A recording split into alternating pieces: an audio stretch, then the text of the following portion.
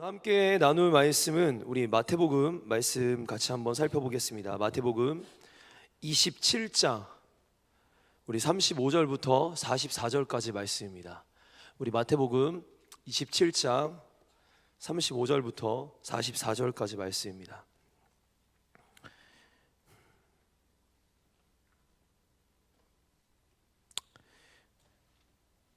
저희가 50절도 읽을 건데요, 성경책 있으신 분들은 웬만하면 찾아주시고 우리 마태복음 27장 35절부터 44절 그리고 50절까지 50절 한 절 따로 읽도록 하겠습니다. 우리 한 절씩 교독합니다. 그들이 예수를 십자가에 못 박은 후에 그 옷을 제비 뽑아 나누고 거기 앉아 지키더라. 그 머리 위에 이는 유대인의 왕 예수라 쓴 죄패를 붙였더라. 이때 예수와 함께 강도들이 십자가에 못 박히니 하나는 우편에 하나는 좌편에 있더라. 지나가는 자들은 자기 머리를 흔들며 예수를 모욕하여 이르되 성전을 알고 사활에 짓는 자여, 내가 만일 하나님의 아들이어든 자기를 구원하고 십자가에서 내려오라 하며, 그와 같이 대제사장들도 서기관들과 장로들과 함께 희롱하여 이르되 그가 남은 구원하였으되 자기는 구원할 수 없도다. 그가 이스라엘의 왕이로다. 지금 십자가에서 내려올지어다. 그리하면 우리가 믿겠노라. 그가 하나님을 신뢰하니 하나님이 원하시면 이제 그를 구원하실지라. 그의 말이 나는 하나님의 아들이라 하였도다 하며 함께 십자가에 못 박힌 강도들도 이와 같이 욕하더라. 우리 50절 말씀 한 번만 더 같이 한번 읽어보겠습니다. 시작. 예수께서 다시 크게 소리 지르시고 영혼이 떠나가니라. 아멘. 우리 옆 사람과 한 번만 더 인사하겠습니다. 우리 십자가 앞으로 더 가까이 나아갑시다. 네, 가까이 나아갑시다. 지금 저희는 사순절 기간을 보내고 있습니다. 특별히 이번 한 주간은 고난 주간으로 보내고 있죠. 사실 이 고난 주간에 많은 사람들이 스스로 고행을 자처합니다. 막 금식을 하고 뭔가 시간을 정해서 막 기도하고 막 뭔가 문화 금식, 뭐 다양한 금식들을 막 시도를 해요. 나쁜 건 아니에요. 분명 좋은 거고 그런 하나님 앞에서 몸부림치는 건 분명 중요하지만 고난 주간은 나의 고난이 핵심이 아니라 예수님께서 나를 위해 어떤 고난을 당하셨는가, 그것을 깊이 묵상하는 기간입니다. 그래서 내가 뭘 했다, 이게 나오는 게 사실 고난 주간의 핵심이 아니라 예수님이 나를 위해 무엇을 하셨다가 깊이 묵상되어져야 될 줄 믿습니다.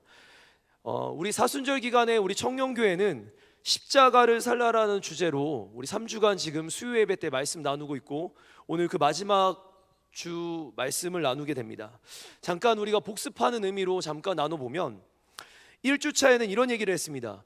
예수님께서 매 순간 흔들리는 신앙의 고백, 반석의 고백이 아니라 매 순간 흔들리는 신앙의 고백, 근데 그 고백이라 할지라도 그 고백을 귀히 여기시고 그 고백 위에 교회를 세우시겠다고 우리 예수님께서 말씀하셨습니다. 그러면서 교회를 세우시기 위해 예수님 뭘 작정하셨냐? 자신이 죽겠다, 나 죽을 거다, 십자가에 죽겠다라는 것을 말씀하셨어요. 십자가를 말씀하시게 됩니다. 할렐루야. 아멘. 교회는 고백으로 아니라 고백 위에 세워지는 겁니다. 여러분 꼭 기억하셔야 돼요. 교회는 내가 고백해서 세워진 게 아니라 고백 위에 예수님의 피값으로, 고백으로가 아니라 피값으로 세워지는 줄 믿습니다. 아멘. 그래서 교회의 주인은 내가 세운 것이 아니기 때문에 예수 그리스도가 세우셨기 때문에 교회의 주인은 예수 그리스도가 되십니다. 아멘. 우리 2주차에는 이런 내용을 나눴어요. 예수님께서 나와 우리를 교회로 삼으시고자 때가 되셔서 예수님이 예루살렘 성으로 입성하십니다. 근데 그림 혹시 기억나시나요? 먼 곳에 살았던 어떤 지체가 이런 얘기를 하더라고요. 목사님, 제가 그 그림 그릴게요 하면서 자기가 그림 잘 그린다고 그런 연락이 온 지체가 있어요. 그래서 넌 설교나 잘 들어라, 이런 얘기를 해주고 이거 혹시 들을 수도 있어서 영상으로 설교나 잘 들으세요. 그림 그리는 게 핵심은 아닙니다. 여러분, 그 그림에서 뭘 보여주고 알려드리고 싶었냐면 예수님께서 얼마나 겸손의 왕으로 오셨는가. 사실 예수님은 왕 중의 왕이시지만 그 위엄으로 찾아오신 게 아니라 겸손의 왕으로 낮고 천한 자의 모습으로 오셨습니다. 말로가 아니라 삶으로 겸손을 보여주신 거고 그 겸손의 끝자락이 십자가였음을 여러분 기억하시기를 바랍니다. 아멘. 예수님은 그렇게 겸손을 십자가로, 삶으로 보여주셨습니다. 아멘. 십자가로 보여주심. 그래서 우리 1주차에는 십자가를 말씀하심, 2주차는 십자가를 보여주심, 그리고 오늘은 십자가를 완성하심이란 말씀으로 오늘과 돌아오는 성금요일, 금요일에 이틀에 걸쳐서 여러분 십자가를 완성하신 내용이 무엇인지 여러분들과 함께 말씀 나누고자 합니다. 우리 같이 힘차게 선포 저를 따라서 선포 해보도록 하겠습니다. 예수님께로 더 가까이 나아갑시다. 십자가로 더 가까이 나아갑시다. 옆 사람과 이렇게 인사하는데 예수님께로 더 가까이 나아갑시다. 십자가로 더 가까이 나아갑시다. 우리 같이 한번 인사해 보겠습니다. 시작. 가만히 계시는 분들은 앞뒤라도 인사하세요. 앞뒤로 시작. 예수님께로 더 가까이 나아갑시다. 십자가로 더 가까이 나아갑시다. 여러분 혹시 대부분 종교나 이데올로기가 상징물이 있다라는 걸 아시나요? 상징물. 그러니까 대부분 종교든 또는 이데올로기는 그것을 상징하는 상징물들이 있습니다. 어떻게 보면 오늘날 기업들이 로고를 가지듯 상징하는 어떤 이거는 이거야 라고 말하는 그런 상징물들이 딱 있어요. 그럼 제가 종교적으로 한번 봐볼게요. 여러분 불교가 무엇을 상징합니까? 불교를 상징하는 상징물 뭐가 있죠?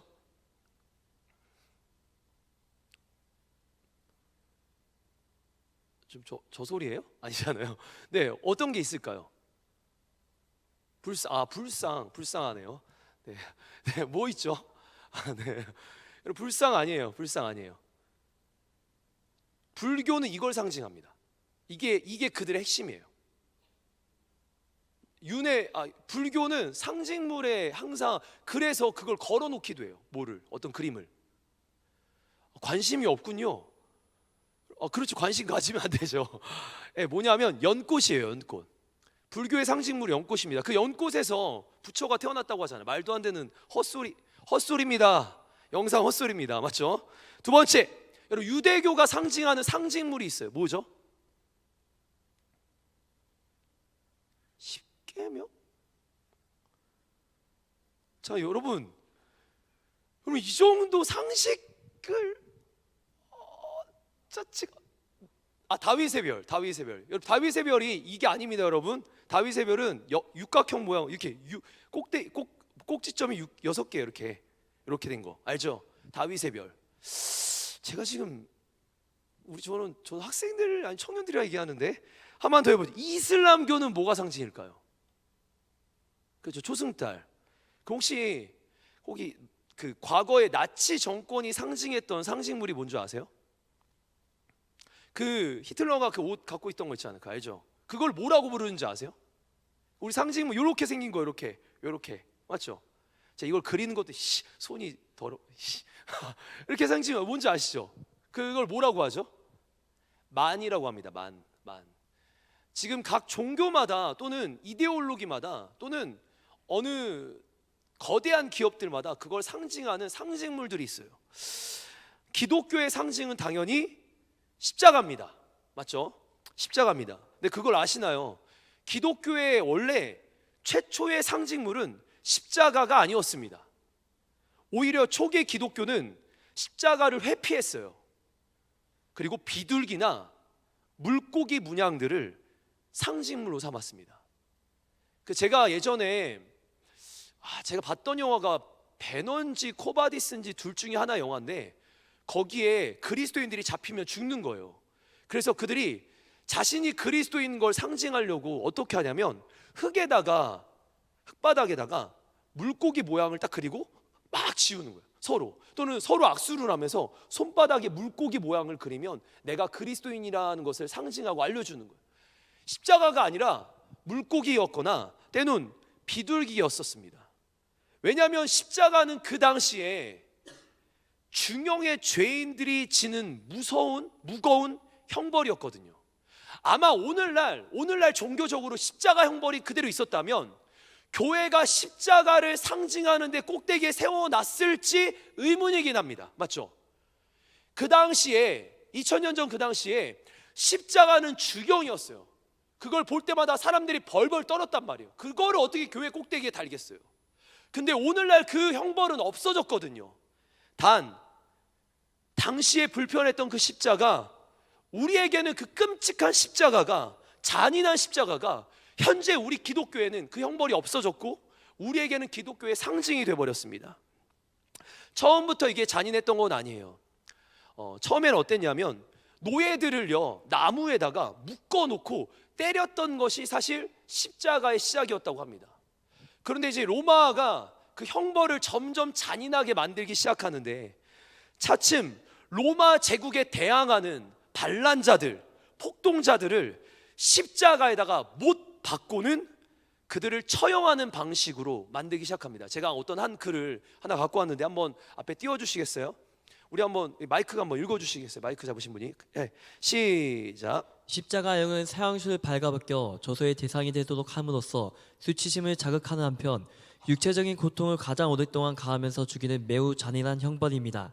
사형수들은 몸을 움직일 수 없는 상태에서 피로와 근육 경련, 기아와 갈증으로 여러 날에 걸쳐 극도의 고통을 느끼며 서서히 죽어갔습니다. 네, 이게 십자가였어요. 이게 우리 기독교의 상징이래요. 어떻게 생각하시나요? 교회와 기독교의 상징이 바로 이것이래요. 십자가 자체가 조금 더 설명을 드리면 십자가 자체가 공개 처형 방식으로 진행됩니다. 여러분, 언덕 위에 사람들이 다 보는 높은 곳에, 산 위에, 꼭대기에, 언덕들 위에 십자가가 어떤 날은 7777개가 세워지기도 해요. 역사적 자료에 보니까. 일부러 그렇게 세워놓고, 왜 그렇게 세워놓냐, 범죄자를 포함한 그와 해당되는 모든 사람들이 두려운 마음을 갖게 하려고, 강력한 경고를 심으려고 십자가를 그렇게 세웠다고 합니다. 그래서 다른 역사적 자료들을 좀 보니까 이런 얘기가 있어요. 당시 사람들이 식사를 하다가 십자가 얘기가 나오면 밥맛이 뚝 떨어져서 밥을 그냥 치워버렸대요. 누군가는 자고 있는데 십자가 얘기가 나오면 벌떡 일어나서 그날 잠을 못 잘 정도였다고 합니다. 그만큼 잔인했던 거예요. 그토록 잔인 무도했던 사형틀인 십자가가 영원한 생명과 사랑의 상징이 되다니 어찌 역설적이지 않겠습니까? 사랑하는 청년 여러분, 꼭 기억하시길 바랍니다. 이 십자가 없이는 기독교의 진리, 생명, 능력, 복음을 설명할 수가 없어요. 이 잔인 무도한 십자가, 그런데 이게 사랑과 영원한 생명을 상징하는데 이 십자가 없이는 진리도, 생명도, 능력도, 복음도 설명할 수가 없습니다. 무엇보다 십자가를 제대로 알지 못하고서는 예수 그리스도를 제대로 알았다라고 말할 수 없습니다. 이에 대해서 스위스의 개혁신학자 에밀 브루너가 이런 말을 하는데요, 제가 한번 읽어드릴게요. 십자가를 올바로 이해하는 사람은 성경을 이해하며 그리스도를 이해한다. 그러나 십자가를 과장되고 천한 지식, 비역사적 사고 등으로 간주하는 사람은 아직 기독교의 메시지를 듣지 못한 것이다. 무슨 말입니까? 쉽게 말하면 십자가를 모르면 제대로 된 신앙이 아니다. 그는 제대로 된 신앙의 자리에 서지 못한 것이다 라고 얘기하는 겁니다. 우리가 조금 더 명확하게 할 필요가 있습니다. 그럼 성경에 따르면 이 십자가는 단지 하나의 상징물일까요? 십자가가 상징물일까요? 여러분, 상징물 정도가 아닙니다. 십자가는 그 어떤 보이지 않는 하나님을, 우리가 막 십자가를 생각하면서 보이지 않는 하나님을 막 떠올리려고 하는 게 아니라 이 십자가는 하나님의 마음의 실제 표현입니다. 하나님이 우리를 얼마나 사랑하시는지를 보여준 실제 표현이에요. 실제, 가상이 아니라, 그냥 우리가 상상하는 게 아니라 실제 표현이자 구원의 능력이 됩니다. 아멘. 십자가는요, 구원의 능력이 됩니다. 아멘. 제가 하는 말이 아니라 우리 고린도전서 1장 18절 말씀인데 우리 한번 힘차게 한번 선포해 보겠습니다. 시작! 십자가의 도가 멸망하는 자들에게는 미련한 것이요 구원을 받는 우리에게는 하나님의 능력이다. 다시 한번 말씀 띄워주시면요, 십자가는요, 믿지 않는 자들에게는, 오늘도 우리는 그 십자가를 믿지 않는다면 아무것도 아니야, 천한 거야, 별거 아니야 라고 말하겠지만 진짜 믿는 사람들에겐 십자가가 능력이 되고 구원이 됩니다. 아멘. 우리가 교회를 다닌다고 했을 때 무엇을 바라보는가? 십자가를 통과해서 주님을 바라보는 거예요. 십자가를 이해해야 합니다. 아멘. 이토록 위대한 십자가, 그러나 끔찍한 십자가, 근데 이것이 능력이라고 말하는 것이 기독교입니다. 우리 사랑하는 청년 여러분, 그럼 제가 이렇게 질문 한번 해볼게요. 오늘 조금 질문이 많은데 여러분 질문 한번 해볼게요. 십자가가 여러분 정말 능력이 되십니까? 아멘. 십자가가 능력이 되십니까? 아멘. 어떻게 능력이 되셨어요? 십자가가 능력이 됐다고 하는데 어떻게 능력이 되셨어요? 내 삶의 십자가가 어떻게 능력이 되셨습니까? 무너진 내 마음을 세우셨습니까? 절망을 소망으로 십자가가 바꾸어 주었습니까? 방황하던 나를 사명의 자리에 세웠습니까? 죽은 나를 정말 살렸습니까? 여러분 십자가가 정말 내게 능력이 된 게 맞습니까? 여러분 이거 솔직해져야 돼요. 우리가 다른 어떤 성경이 말하는 비전, 꿈, 능력 모르겠어요. 그걸로 구원받는 건 아니에요. 여러분 그걸로 구원받는 거 아닙니다. 누가 뭐라든 성경이 분명히 말하는 건 십자가 아니고서는 우리를 구원의 자리에 이를 수 없게 합니다. 아멘. 그렇다면 다른 말씀이 아니라 오늘 우리가 이 기간 1년에 한 번 이 기간 사순절 특별히 이 고난 주간에 십자가로 더 깊이 나아가려고 하는데 여러분 그 능력이 정말 내 삶에 경험되어지고 느껴지고 계십니까? 예수님은 나를 살리시려고 자신의 하나밖에 없는 생명을 십자가에 내어 던졌습니다. 예수님은 나를 살리시려고 자신의 하나밖에 없는 생명을 십자가에 내 던지셨어요. 아멘. 다시 한번 도전할게요. 예수님이 그렇게 하셨는데 십자가가 병 고치는 게 아니라 우리 잘나게 만들어 주려고 하는 게 아니라 우리를 뭐 대단하게 만들려고 한 게 아니라 우리를 살리기 위해서 십자가에서 자신의 생명을 내 던졌는데 십자가는 내게 무슨 의미가 있습니까? 십자가는 정말 내게 무슨 의미가 있습니까? 단순히 종교 상징물로 여러분 십자가를 생각하면 안 됩니다. 마치 공원 묘지에 여러분 공원 묘지에 기독교 공원 묘지에 가면 크리스찬들의 묘에는 십자가가 새겨져 있어요. 그리고 이런 말씀이 있습니다. 부활이요 생명이니. 그럼 다 십자가가 다 새겨져 있어요. 여러분 거기에 새겨놨다고 구원받는 게 아닙니다. 여러분 무덤에 새겨놓은 게 핵심이 아니라 우리 안에 새겨져야 되는 거예요. 아멘. 병원과 약국에서는 일부러 십자가를 녹색 십자가를 세워놔요. 치유가 있고 회복이 있다. 여러분 거기에 십자가가 있다고 해서 우리의 영원한 죄의 질병이 치유되는 것은 아닙니다. 내 안에 십자가가 새겨져야 나의 영원한 죄의 질병이 해결되는 거예요. 재난이나 전쟁에 여러분 적십자들이 나가잖아요. 그들을 긴급 구조하면서 적십자 빨간 십자가가 그들 안에 다가가요. 그렇다고 해서 그들이 영원한 생명에 이르는 건 아닙니다. 누군가 여기에 십자가를 목걸이에 걸거나 귀걸이에 달고 다니는 사람들이 있어요. 저도 가방에 누가 만들어준 십자가를 달고 다니긴 해요. 우리 제자 한 명이 만들어줘서 달고 다니긴 해요. 그런데 한번 질문 한번 해볼게요. 우리의 십자가가 액세서리 정도입니까? 종교의 상징물 정도입니까? 그냥 간판에 녹색 십자가 정도입니까? 우리가 달고 다니는 가방에 빨간색 십자가 정도입니까? 무덤에 새겨놓는 십자가 정도입니까? 아니죠. 그래서 더 깊이 십자가의 의미로 다가가야 되는 거예요. 여러분 그 의미는 내가 깨닫기 위해서 깨달아지는 것이 아니라 그 은혜는 성령님이 우리를 가르쳐 주셔야 깨달아지는 줄 믿습니다. 아멘. 성령님 오늘 이 시간 우리를 십자가의 은혜 자리로 인도하여 주옵소서. 아멘. 성령님 오늘도 우리를 십자가의 능력으로 가르쳐 주옵소서. 아멘. 우리는 이제 가상칠언을 월요일부터 지금 토요일까지 하루하루 하나씩 말씀을 나누고 있어요.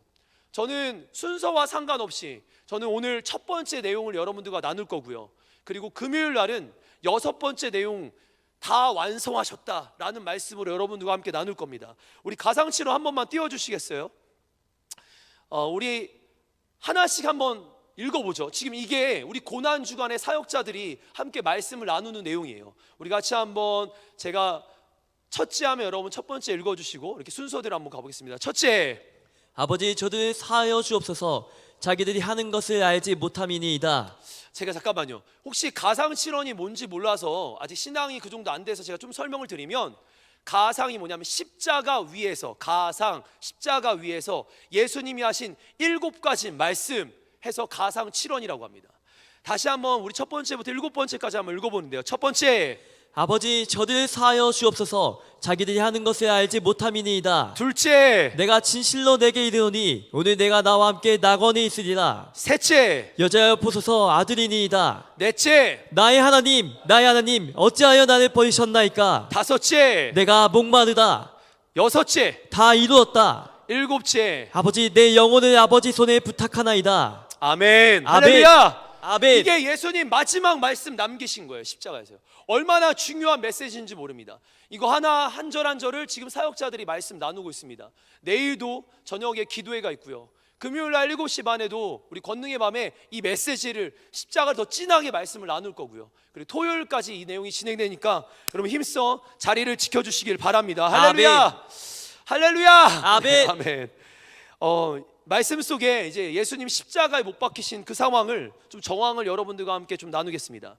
일단 지난주 상황으로 한번 돌아가 보죠. 예수님께서 예루살렘 성을 입성하십니다. 수많은 사람들이 환호합니다. 호산나 호산나 다윗의 자손이여, 왕으로 오시는 이여, 구원자이시여, 호산나 우리를 구원하소서. 막 사람들이 찬양하고 외치기 시작합니다. 그로부터 5일이 지납니다. 성금요일, 돌아오는 우리 금요일이죠. 성금요일, 수많은 사람들 앞에 예수님이 재판을 받으시게 돼요. 당시 사람들의 눈에, 여러분 한번 잘 보세요. 예수님의 모습, 재판받으시는 예수님의 모습, 사실 예수님이 재판받으실 이유가 없어요. 방금 전까지 찬양했던 그 예수님 재판을 받으시는데 이유가 이렇습니다. 자신이 하나님의 아들이래요. 예수님이 재판받으신 이유가 자신이 하나님의 아들 때문이래요. 아들이라고 했던 그 말 때문입니다. 사람들의 눈에는 예수님의 행색이 하나님의 아들처럼 안 보입니다. 별 볼 일 없어요. 그냥 허름하게, 우리가 보는 막 성화에서 보는 깨끗한 옷, 되게 밝은 옷 아니에요. 예수님은요, 허름한 옷에 남들과 똑같은 행색에, 얼굴도 막 잘생긴 얼굴, 뭐 성화에 잘못 그려진 거예요. 평범한 얼굴이라고 이사야서에 그렇게 기록되어 있습니다. 지극히 평범한 분, 지극히 낮고 천한 자의 모습, 예수님 잘난 모습 하나도 없이 그냥 나타나셨어요. 그러니까 사람들의 눈에는 어떻게 이가 하나님의 아들이겠냐, 또는 당시의 종교자들, 종교 지도자들의 눈에도 봐도 예수님 어린 나귀 새끼를 타고 들어오시는데, 여러분 그 모습에 뭔가를 기대할 만하지가 않은 거예요. 이게 하나님의 아들이라고? 스스로 하나님의 아들이라 하지만 그들 눈에는 전혀 그렇게 보이지 않습니다. 그래서 그들이 뭐라고 예수님을 정죄하냐면 신성모독으로 예수님을 정죄합니다. 어떻게 너가 하나님의 아들이라고 하냐, 하나님의 아들이라고 하냐, 하나님을 욕하는 거예요. 예수님이 하나님을 욕하는 거로 보는 거예요. 우리 말씀 마태복음 26장 65절 말씀입니다. 우리 같이 한번 선포하죠. 시작. 이에 대제사장이 자기 옷을 찢으며 이르되 그가 신성모독하는 말을 하였으니 어찌 더 증인을 요구하리요. 보라 너희가 지금 이 신성모독하는 말을 들었도다. 여러분 지금 예수님이 신성모독을 하셨대요. 아니 한번 제가 질문 한번 다시 한번 해보겠습니다. 예수님이 살아계신 하나님의 아들이시랍니다. 여러분 신성모독인가요? 오늘 우리는 그 예수님을 알고 믿었기 때문에 이 자리에 온 여러분들은 그 예수님이 하나님의 아들인 걸 알 거예요. 근데 그 당시에 사람들의 눈에는 그렇게 보이지 않는 겁니다. 종교 지도자들의 눈에는 그렇게 보이지 않았어요. 일반 사람들의 눈에도 그렇게 보이지 않았어요. 성경을 달달 외우고 있는 그들의 눈에는 예수님이 하나님의 아들로 보이지 않았습니다. 그래서 그들은 예루살렘을 다스리고 있던 총독 빌라도 앞에 예수님을 데려갑니다. 빌라도가 이번엔 이렇게 묻습니다. 우리 말씀 마태복음 27장 11절 말씀입니다. 같이 한번 선포해 볼까요? 시작. 예수께서 총독 앞에 섰음에 총독이 물어 이르되 내가 유대인의 왕이냐? 예수께서 대답하시되 내 말이 옳도다 하시고. 내 말이 옳도다. 여러분 지금 예수님이 뭐라고 하세요? 지금 빌라도의 질문은 너 유대인의 왕이냐? 너 유대인들을 해방시킬 왕이 너 맞냐? 너 그들을 구원할 왕 맞냐? 묻는데요, 예수님 뭐라고 합니까? 맞다, 내가 왕이다 이래서요. 지금 아니 하나님의 아들 그리고 왕 중의 왕, 아니 자신을 그렇게 표현하는 거예요. 제가 다시 한번 질문 한번 해볼게요.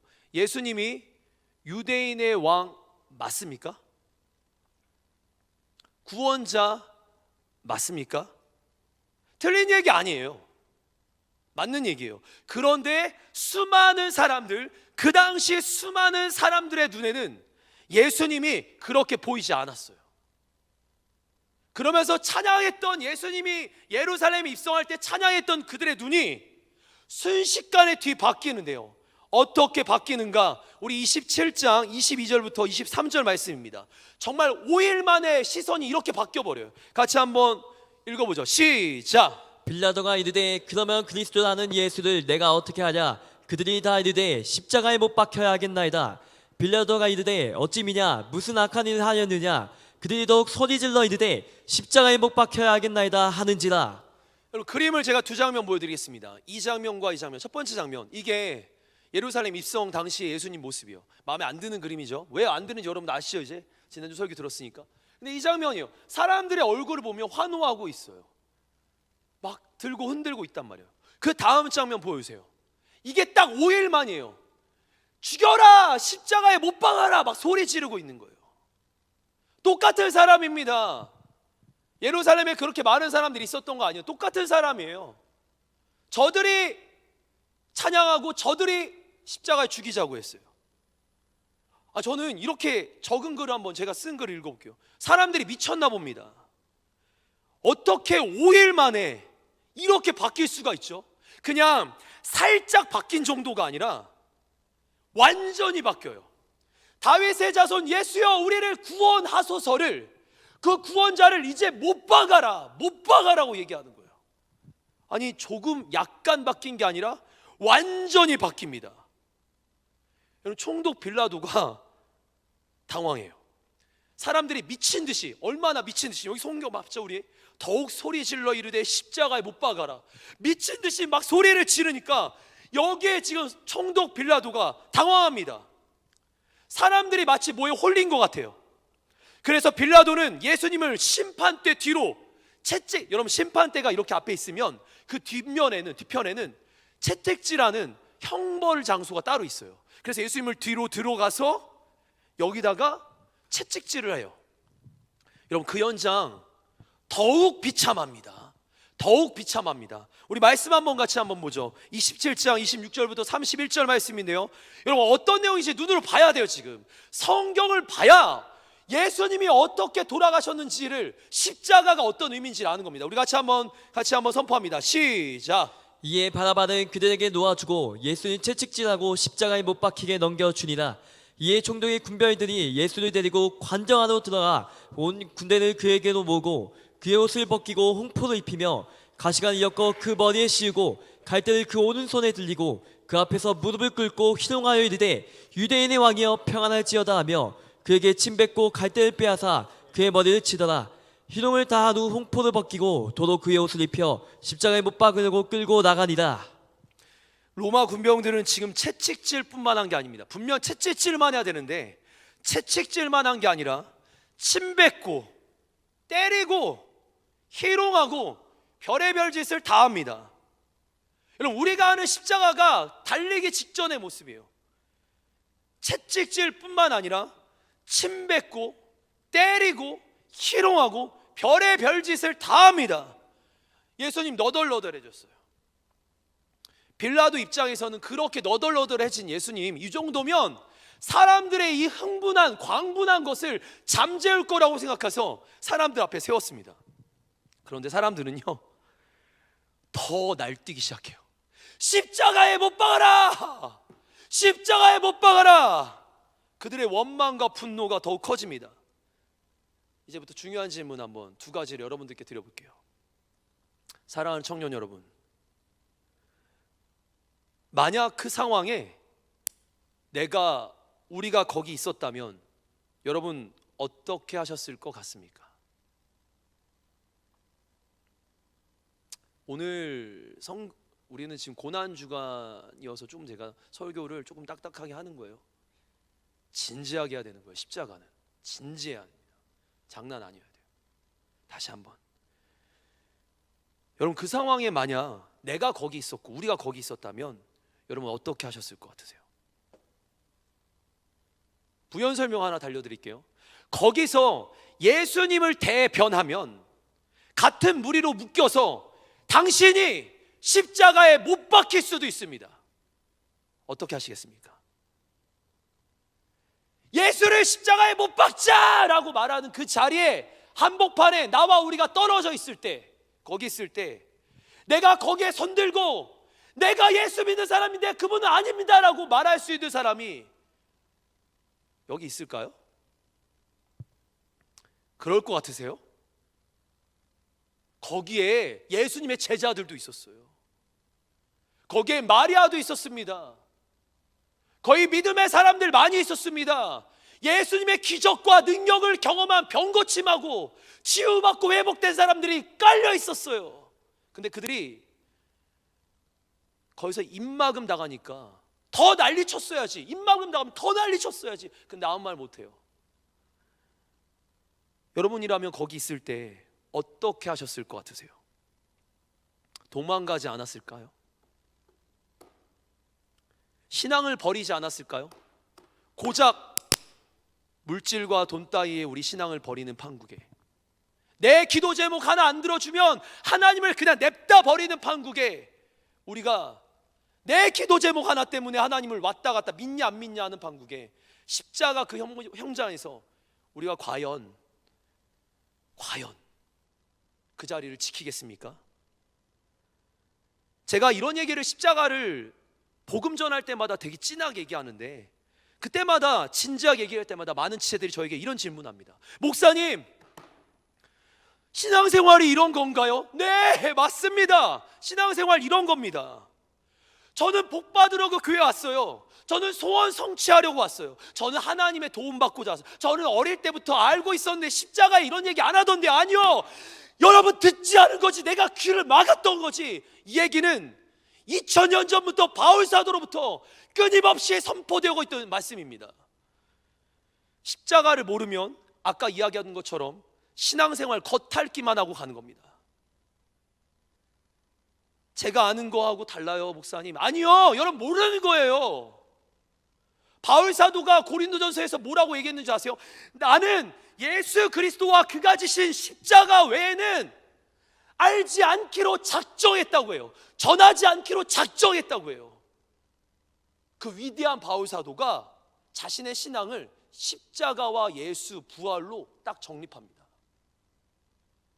우리가 어떤 받는 성취, 꿈의 성취, 응답, 아니요, 예수 십자가라고 분명히 말했어요. 교회는 십자가 아래에서 세워지는 거예요. 신앙은 십자가 아래에서 세워지는 거라고요. 그럼 또 하나의 질문을 한번 드려보죠. 예수님을 호산나 호산나 왕으로 오시는 이여 나를 구원하소서 그렇게 찬양했던 유대인들, 며칠 만에 그들이 뭐라고 합니까? 십자가에 못 박자 소리 지르는데, 그러면 제가 질문합니다. 나는요? 우리는요? 어때요? 여러분, 그날 예수님 못 박자고 하는 그날 그 자리에서 여러분 호산나 외칠 수 있겠어요? 분노와 광기가 가득한 그 현장에서 여러분 예수님 높일 수 있겠습니까? 아니, 이 예배당에서도 제대로 안 되는데 그 살인무도한 그 죽음이 가득한 그 자리에서 가능할까요? 사실 진정한 예배는 여기서가 아니라 그 자리에서 하는 거거든요. 결국 예수님 십자가에 못 박히십니다. 와, 제가 이제부터 이 말씀을 여러분 제가 성경을 읽어드릴 거예요. 지금 저는 재미난 얘기 하나도 안 했어요. 그냥 성경 얘기만 지금 여러분들한테 그냥 해드리는 거예요. 질문만 하고 있어요. 그리고 한번 우리 마태복음 말씀 27장 32절부터 44절 한 절씩 한번 보도록 하죠. 같이 한번 읽어봅니다. 시작. 시몬이란 구레네 사람을 만나매 그에게 예수의 십자가를 억지로 지어가게 하였더라. 잠깐 여기 잠깐 말씀 띄워주세요. 계속 이제부터. 지금 시몬 구레네 사람 시몬이라는 사람이 길을 지나가다가 예수님이 십자가를 지고 이제 올라가요. 골고다 언덕으로 올라가는데 이 예수님 어깨에 달린 십자가가 이거 다 들고 간 게 아니에요. 여러분 이거 다 들고 못 갑니다. 요거 하나 있죠. 요거 하나 이렇게 가로로 되어 있는 걸 사람의 어깨에 매게 하는데 이게 20kg에서 40kg 정도래요. 근데 예수님 어깨에 맸는데 이게 너무 무거운 거예요. 예수님 계속 쓰러지는 거예요. 왜냐하면 방금 전에 십자가 달리시기 전에 채찍질을 당하고 매 맞았는데 너무 피를 많이 흘리신 거예요. 그런 상황에 예수님 몸에다 이거를 돌도 말고 올라가는 20kg를 건장한 남자가 못 들고 올라가니까 지나가는 구레네 사람 시몬을 불러서 매게 합니다. 예수님 상태 어떻다라는 거예요. 지금 최악이라는 거예요. 20kg짜리도 들지 못할 정도로 최악이라는 겁니다. 33절 계속 읽어보죠. 시작. 골고다 즉 해골의 곳이라는 곳에 이르러 쓸개탄 포도주를 예수께 주어 마시게 여러분 하여 이거 왜 하였더니 먹이는 줄 아세요? 얼마나 십자가의 고통이 심각한지 포도주를 먹게 하는 거예요. 안 먹으면 이 고통을 이길 수 없어서 무조건 십자가에 달린 사람들에게 계속 먹입니다. 먹어야 버티니까. 근데 예수님 거절해요. 이 말씀에 나오는 거예요. 거절해요. 네, 계속 34절부터 다시 한번 읽어주세요. 시작. 쓸개탄 포도주를 예수께 주어 마시게 하려 하였더니 예수께서 맛보시고 마시고자 하지 아니하시더라. 그들이 예수를 십자가에 못 박은 후에 그 옷을 제비 뽑아 나누고 거기 앉아 지키더라. 그 머리 위에는 이는 유대인의 왕 예수와 쓴 죄패를 붙였더니 이때 예수와 함께 강도들이 십자가에 못 박히니 하나는 우편에 하나는 좌편에 있더라. 여러분 강도가 뭔 줄 알죠? 지나가는 사람들 돈 뺏고 때리고 살인하는 게 강도잖아요. 이 정도 십자가에 달릴 정도의 강도라면 엄청나게 심각한 일을 저지르는 거예요. 아마 살인 강도인 것 같아요. 돈 뺏고 사람 죽이고 잔인하게 죽이고 매달렸는데 예수님을, 사람 죽인 적이 없는 예수님을 그런 취급하고 있는 겁니다. 예수님을 그런 취급하고 있어요. 우리는요, 계속 가볼까요? 이제 중요한 장면들이 이제부터 나와요. 39절부터 44절까지 계속 시작. 지나가는 자들은 자기 머리를 흔들며 예수를 모욕하여 이르되 성전을 헐고 사흘에 짓는 자여 내가 만일 하나님의 아들이거든 자기를 구원하고 십자가에 내려오라 하매 그와 같이 제 서기관들과 장로들과 함께 희롱하여 이르되 그가 남은 구원하였을 때 자기는 구원할 수 없도다. 그가 이스라엘 왕이로다. 지금 십자가에서 내려올지로다. 그리하면 우리가 믿겠노라. 그가 하나님을 신뢰하니 하나님이 원하시면 이제 그를 구원하실지라. 그의 말이 나는 하나님의 아들이라 하였도다 하며 함께 십자가에 못 박힌 강도들도 이와 같이 욕하더라. 제가 다시 한번 말씀을 39절부터 띄워져 있죠. 한번 39절 잘 보세요. 지나가는 사람들이 자기 머리를 흔들면서 예수를 모욕하기 시작합니다. 뭐 얼마나 예수를 안다고 지나가는 사람들이 예수를 모욕하기 시작해요. 지금 41절에 그와 같이 대제사장들과 서기관들과 종교 지도자들, 장로들, 종교 지도자들, 목사와 장로와 사역자들, 그들이 뭐라고 하냐면 예수님을 보면서 희롱하기 시작합니다. 그리고 44절에 함께 못 박힌 강도들까지 예수님을 욕하기 시작해요. 이야, 이 말씀 보다가 또다시 이 말씀 묵상하다가 승질이 났어요. 우리 예수님 그 짧은 십자가의 순간에도 먹지 말아야 될 조롱과 희롱과 욕을 다 드십니다. 정말 사람들이 막 다 모두가 조롱합니다. 길 가는 사람들이 다 조롱합니다. 종교 지도자들이 다 모욕합니다. 교회 다니는 사람들이 모욕하는 거예요.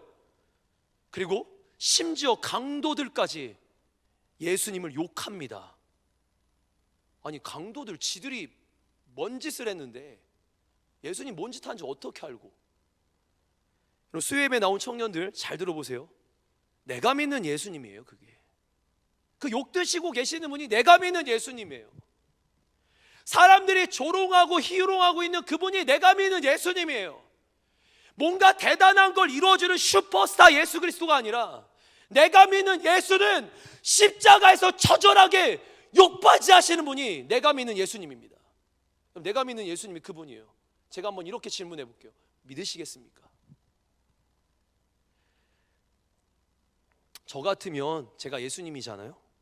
저는 십자가에 내려와서 한 대 쥐어 박았을 겁니다. 진짜. 와, 우리 위대한 창조주 하나님이 왕 중의 왕, 우리가 아까 찬양하면서도 고백했던 살아계신 하나님의 아들인데 그분을 그렇게 모욕한다? 전 내려옵니다. 진짜 가만 안 놔두죠. 진짜. 그럼 생각해 보세요. 말씀 그냥만 보지 말고 생각해 보세요. 가만 놔둬야 됩니까? 근데 예수님은요, 그 십자가에서도 채찍질 당하실 때도, 로마 군병들이 희롱할 때도, 지나가는 사람들이, 심지어 강도들이 그 짓거리를 하는데도 끊임없이 뭐라고 하는지 담담히 그 모든 이야기를 그냥 듣고 계세요. 누가복음 23장 34절 말씀 우리 같이 한번 선포해 보죠. 시작. 이에 예수께서 이르시되 아버지 저들을 사하여 주옵소서. 자기들이 하는 것을 알지 못함이니이다 하시더라. 그들이 그대의 옷을 나눠 제비 뽑으세. 여러분 여기에 뭐라고 하십니까? 주여, 아버지, 저들이 하는 짓을 몰라요. 주님, 말씀 띄워주세요. 저들이 하는 것을 지금 모릅니다.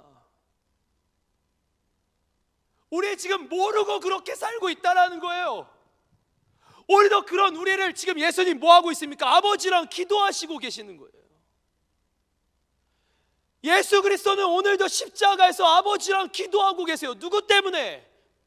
이게 첫 마디예요. 십자가에서 그 첫 마디입니다. 십자가에서 첫 마디. 나 때문에, 우리 때문에 지금 기도하고 계세요. 뭐라고 기도하냐면, 주여, 저들이 몰라요. 내가 오늘 이 십자가에 왜 달리는지 그들이 몰라요. 오늘 왜 이렇게 너덜너덜해진 건지 그들이 몰라요. 왜 희롱당하고, 왜 조롱당하고, 왜 욕을 먹고, 왜 이렇게 처절하고 내가 모든 걸 감당하는지 저들이 몰라요.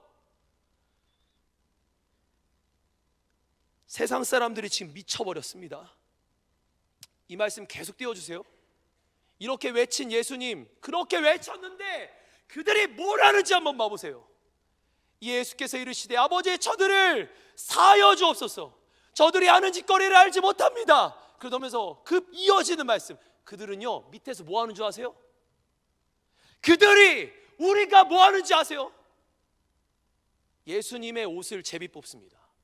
제가 요한복음 말씀은 안 드렸으니까 방송실에 제가 읽어드릴게요. 군인들이 예수를 십자가에 못 박고 그의 옷을 취하여 네 깃으로, 네 조각으로 나눠서 각각 한 조각씩 가져갑니다. 속옷도 취해갑니다. 여러분 무슨 말인 줄 아세요?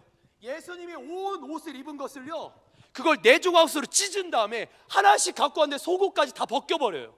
뭔 말이냐면 십자가에 달리신 건 고통의 상징일 뿐만 아니라 십자가는 수치의 상징입니다.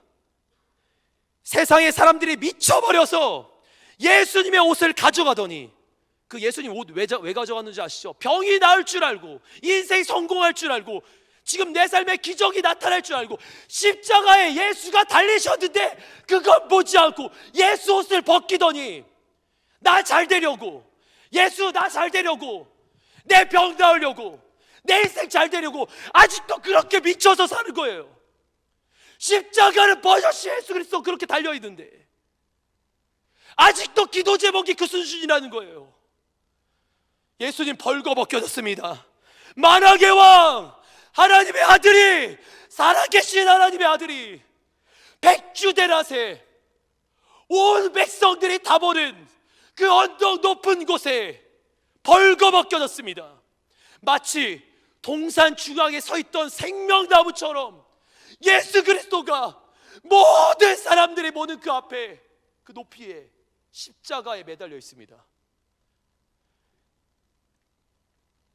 얼마나 사람이 약합니까? 호산나를 외치던 입술이 예수를 못 박자고 하질 않나. 십자가에 매달겠다고 채찍질하고 때리고 조롱하고 희롱하고 심지어 침을 뱉고 욕하질 않나. 양팔과 양다리에 그 장못을 30cm나 되는 그 장못을 못 박질 않나. 심지어 여러분 기억하세요. 예수님을 벌거벗겨 세워놨습니다. 그럼 벌거벗겨서 돌아다닌 적 있으세요? 그게 얼마나 부끄러운 것인지. 근데 그분이 창조주 하나님이에요. 그분이 만왕의 왕입니다. 그분이 내가 믿는 예수란 말이에요. 예수님, 나 때문에 내가 믿는 예수를, 이 땅의 창조주를 인간이 그렇게 합니다. 여러분, 인간의 무엇이 그렇게 한 겁니까? 여러분, 로마 군병이 그렇게 한 것 같으세요? 유대인이 그렇게 한 것 같으세요? 대제사장이 그렇게 한 것 같으세요? 지나가는 사람들이 그렇게 한 것 같으세요? 아니요, 내가 그렇게 한 겁니다. 내가 예수를 십자가에 못 박았습니다.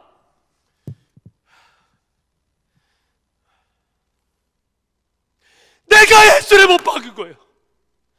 내가 예수를 못 박은 거예요. 내가 예수를 못 박은 거예요. 정확하게 말씀드릴까요? 우리의 죄가 예수를 십자가에 못 박았습니다. 그분의 몸에 채찍질하고 그분의 얼굴에 침을 뱉고 그분의 얼굴을 때리고 발로 걷어차고 그분의 머리에 가시면류관을, 그분의 양발에 십자가의 못 박음을, 그의 다리에, 그 하나밖에 없는 다리에 못 박히고, 심지어 그분을 바라보면서 조롱하고 욕하고 희롱하고, 그리고는 백주대 낮에 예수를 벌거벗겨놨어요. 누가요? 주님, 내가 예수를 못 박았다고. 누가 그랬냐고. 내가 예수를 못 박았다고요. 우리 무슨 신앙한 생활하는 거예요? 우리 뭐 바라고 보고 예수 바라보는 겁니까? 기도할 때 말이 안 나와요. 지금 목이 안 나와서, 기도하다 목이 안 나와서도 그랬지만 할 말이 없어요. 십자가를 볼 때마다 얼마나 죄송한지. 우리 때문에 생명 주셨고, 우리 때문에 고통당하시고, 우리 때문에, 나 때문에 수치당하신 예수 그리스도.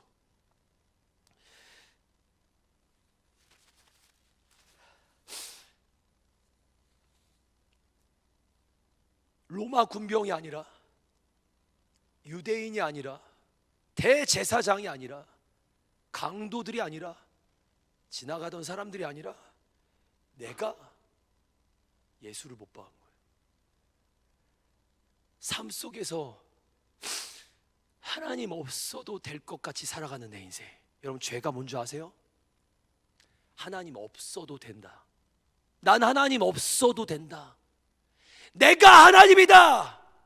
여러분, 구원자는 사도행전 4장 12절 말씀에 천하 만민 가운데 구원자를 다른 이름을 주신 이가 없습니다. 오직 예수 그리스도만이 구원자입니다. 근데 예수 없이도 살겠다 이거예요. 예수 없이도 숨 쉴 수 있다 이거예요. 예수 없이도 걸어갈 수 있다 이거예요. 예수님 없어도 나는 오늘 내 삶을 이끌어갈 수 있다 이거예요. 하나님 없어도 되니, 하나님 필요 없어요. 여러분, 죄는 이게 죄예요. 살인, 간음, 도적질, 거짓말, 이게 죄가 아니라 그건 죄의 열매고, 진짜 죄는 예수 없이 살아가는 거.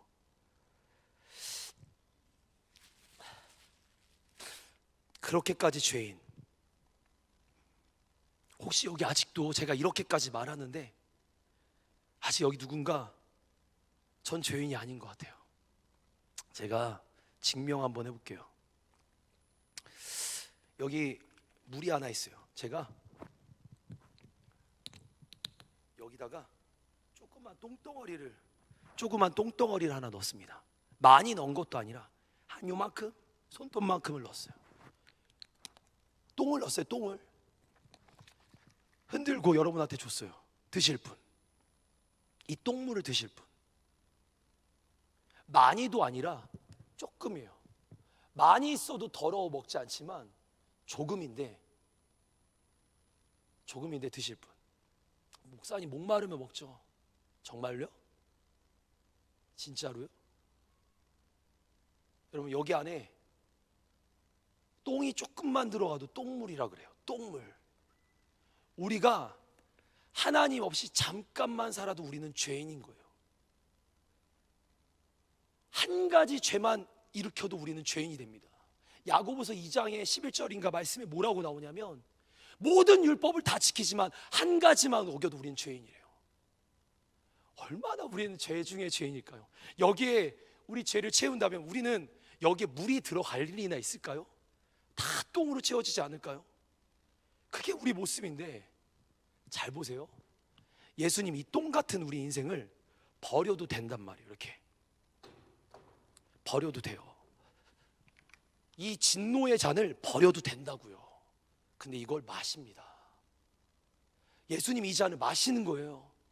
죄와 사망의 잔을 마시는 거예요. 내가 똥이 되겠다 이렇게 하신 거예요. 지금 너의 모든 죄를 내가 싹 다 짊어지고 할게. 예수님 소위 말하는 정신이 어디 가신 것 같아요. 이 아무도 담당하고 싶어한 사람이 없는 그 죄를 스스로 담당하시겠대요. 우리의 그 모든 죄를 싹 다 달래요. 그리고 그걸 마십니다. 그게 십자가였어요. 주님, 이 똥물 같은 내 인생에, 죄인 중에 죄인인 내 인생에 이 물을 왜 드십니까? 주님 이렇게 말씀하십니다. 내가 너를 새롭게 하고 싶어. 내가 너를 새롭게 하고 싶어. 누구든지 그리스도 안에서 새롭게 태어나야 돼. 이전 것은 지나갔고 난 너를 새롭게 할 거야. 그게 십자가 기점으로 해요. 십자가 이전과 이후는 인생이 완전히 달라집니다. BC와 AD처럼 예수님 오시기 전과 후로 세상의 달력이 나눠지듯 예수님의 십자가로 과거의 나의 똥 같은 인생, 죄인된 인생이 십자가로 완전히 새로워지는 거예요. 저는 찬양할 때마다 이 찬양 가사를 좀 올려드리고 싶어요. 여러분 이제 사역자들과 반주자들 나와주세요. 제가 한번 찬양 가사 한번 띄워주세요. 십자가에서 그는 내 이름을 바꾸셨네. 여러분 이름 바꿨어요. 십자가에서 그는 내 이름을 바꾸셨네. 고아에서, 잘 봐요, 고아에서 아들로, 거절에서 용납으로, 죄인에서 의인으로 나를 바꾸십니다.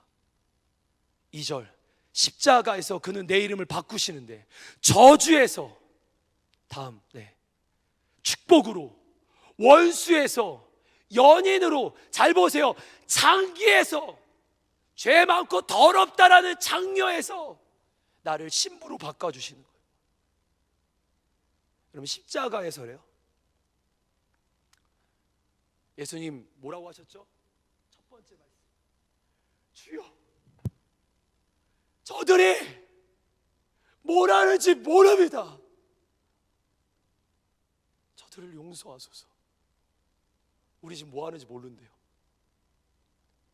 우리가 십자가 없이도 살아가는 그 삶, 우리 그렇게 살고 있을지 몰라요. 예수님 마음이 찢어지겠죠. 주여 저들이 뭐 하는지 모르고 지금 이렇게 하고 있습니다. 주여 저들을 용서하소서. 십자가는 우리를 용서하시는 상징이자 용서의 자리이자, 십자가는 우리를 용서하셔서 새롭게 하는 자리였습니다. 사랑하는 청년 여러분, 가볍게 여기면 안 돼요.